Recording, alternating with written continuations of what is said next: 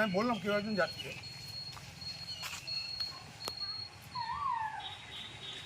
মোটা করে দিচ্ছে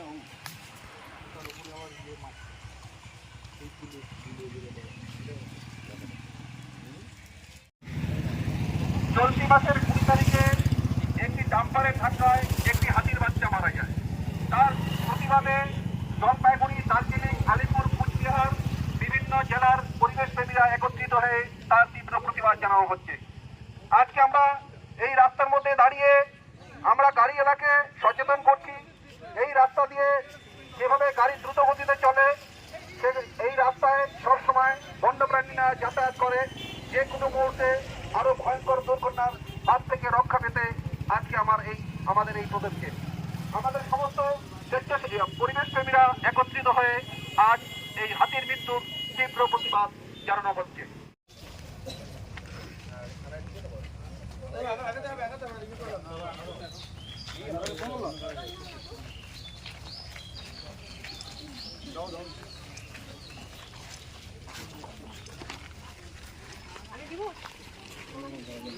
দোকানে দরকার হবে না। না না আমাদের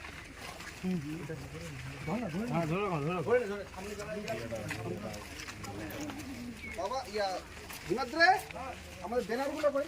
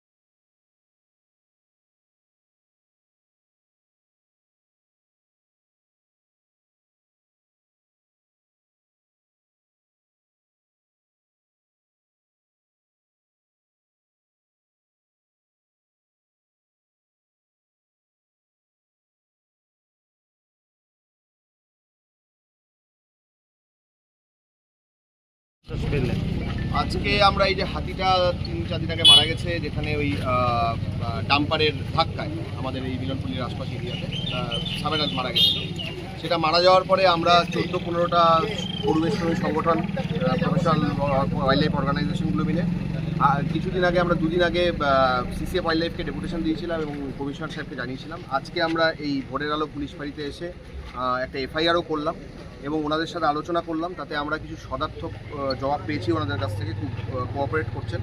ওনারা অলরেডি জানালেন যে ঘাতক ডাম্পারটিকে ওনারা অলরেডি আজকে অ্যারেস্ট করেছেন একটু আগে, এবং ডাম্পারটি স্বীকার করেছে যে সেই ঘটনাটা তারা ঘটিয়েছে।